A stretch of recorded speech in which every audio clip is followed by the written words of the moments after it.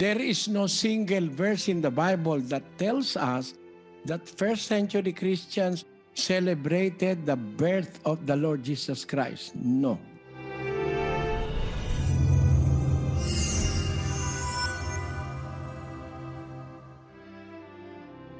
First of all, it is not because there are many who celebrate Christmas makes its celebration valid or biblical. Mary and Joseph were the acknowledged parents of Christ when he was born in the flesh. And there is no record in the Bible that Mary and Joseph celebrated the birth of Christ.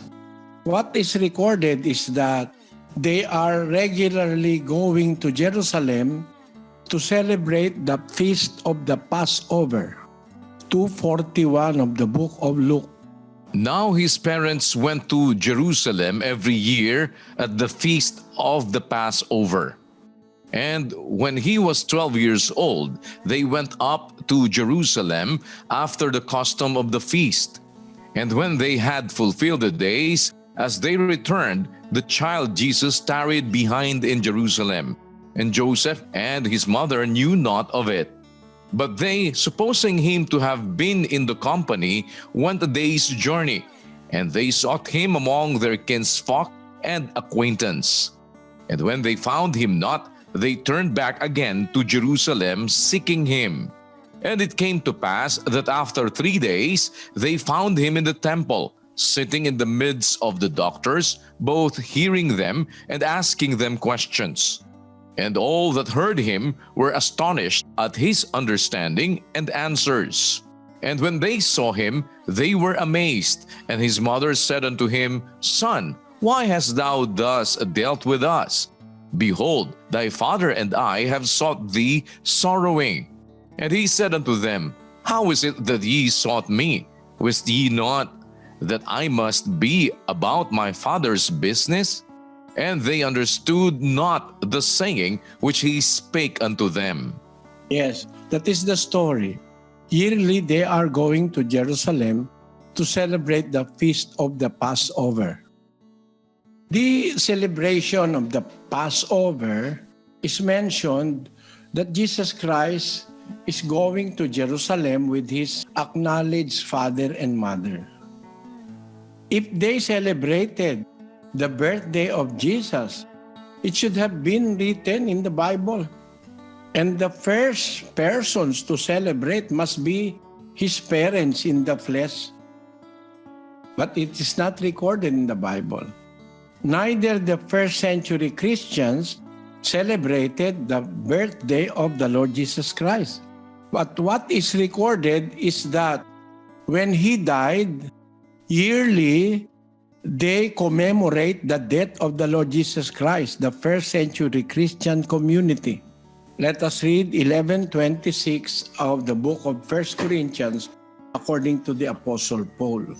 For as often as ye eat this bread and drink this cup, ye do show the Lord's death till he come. So the first century Christians celebrated his death, not his birthday.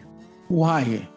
Because they are on the belief that the death of a righteous person is better than his birth in the book of Ecclesiastes. A good name is better than precious ointment, and the day of death than the day of one's birth. That is the belief of the Jews. The day of death is better than the day of one's birth. The first century Christians do not celebrate their birthday because they believe that their death, meaning they have finished their service to God, is what they celebrate. So the record in the Bible tells us that they celebrate and remember Christ in the day of his death, not in the day of his birthday. Why? Let us read in the book of Psalms, chapter 116 verse 15. Precious in the sight of the Lord is the death of his saints. You see, it is what is precious in the sight of the Lord when his saints die. Meaning, when they die serving the Lord, Satan has no power anymore to separate them from the Lord. Let us read it in the book of Revelation, chapter 14, verse 12. Here is the patience of the saints. Here are they that keep the commandments of God and the faith of Jesus. And I heard a voice from heaven saying unto me, Write, blessed are the dead which die in the Lord from henceforth. Yea, saith the Spirit, that they may rest from their labors, and their works do follow them. The reason they remembered the death of the Lord Jesus Christ is because what is important for God is the death of His servants. Because when they die, they are already something like a graduate in service. All throughout the Bible, what is emphasized is not the birthday, but it is the achievement of a person, like what the Lord Jesus Christ has done. There is no single verse in the Bible that tells us that first century Christians celebrated the birth of the Lord Jesus Christ. No.